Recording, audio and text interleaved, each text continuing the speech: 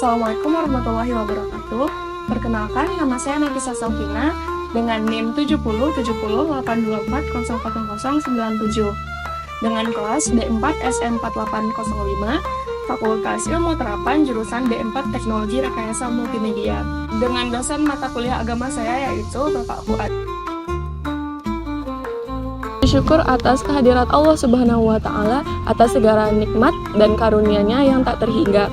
Tak lupa juga selawat beserta salam kepada Nabi Yuna Muhammad SAW beserta keluarga, sahabat, dan pengikutnya di akhir zaman. Nah, pada kesempatan kali ini saya ingin memberi renungan yang sangat penting bagi kehidupan seorang muslim, yaitu kolerasi erat antara kualitas sholat dan kualitas kehidupan sehari-hari.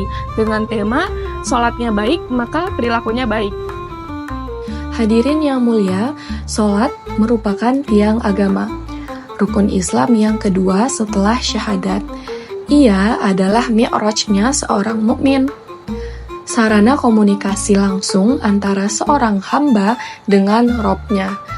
Namun, seringkali kita melaksanakan sholat hanya sebatas gerakan fisik dan ucapan lisan, tanpa meresapi makna dan hikmah yang terkandung di dalamnya. Padahal, Allah Subhanahu wa Ta'ala telah memberikan peringatan yang keras dalam Al-Quran, salah satunya dalam Quran Surat Al-Ma'un ayat 4-7.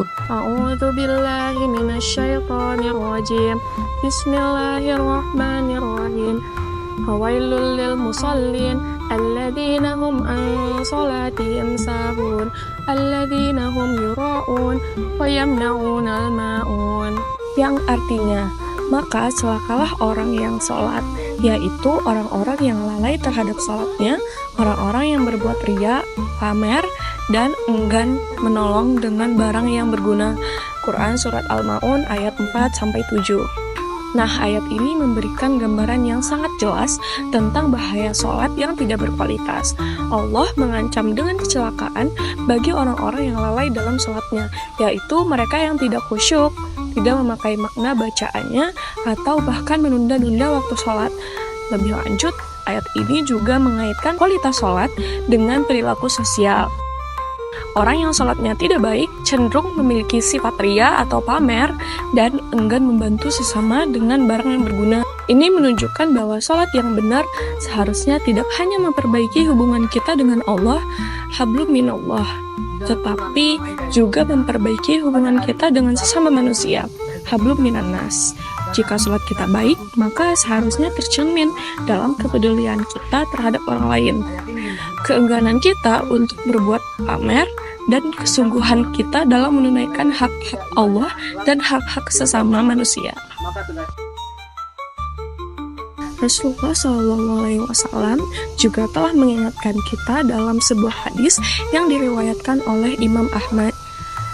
Saya bacakan hadisnya, yaitu An Abi Hurairah radhiyallahu anhu qala Rasulullah sallallahu alaihi wasallam inna awwala ma yuhasabu bihil abdu yaumal qiyamah min amalihi salatuhu fa in salahat faqad aflaha wa anjaha wa in fasadat faqad khaba wa khasira.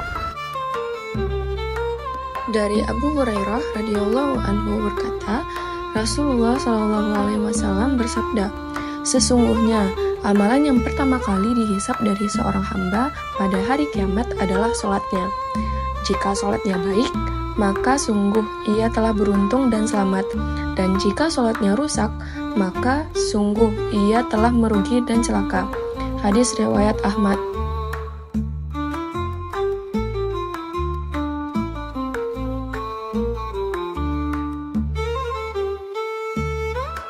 Ini kembali menegaskan kepada kita bahwa pentingnya kualitas sholat.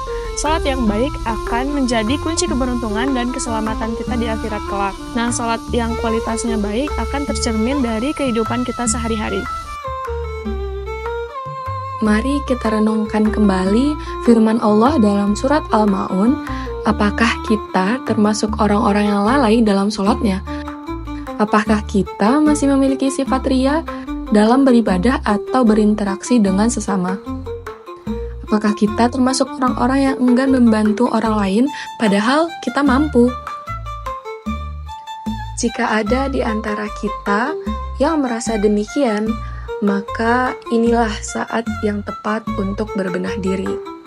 Mari kita jadikan momen ini sebagai titik balik untuk memperbaiki kualitas sholat kita.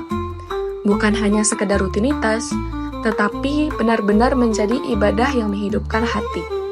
Kita mulai dari memperdalam kekhusyukan dalam setiap rakaat, memahami makna setiap bacaan yang kita lafalkan, hingga menjaga ketepatan waktu dalam menunaikannya. Namun, sholat yang baik tidak berhenti di sajadah.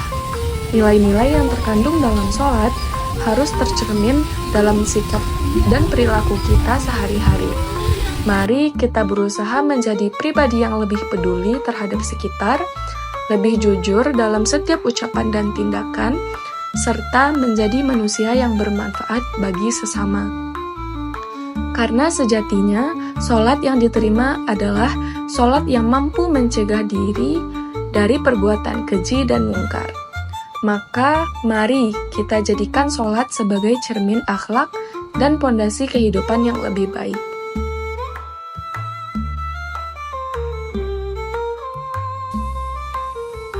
Nah, hadirin yang dirahmati Allah, sesungguhnya salat yang baik akan melahirkan perilaku yang baik.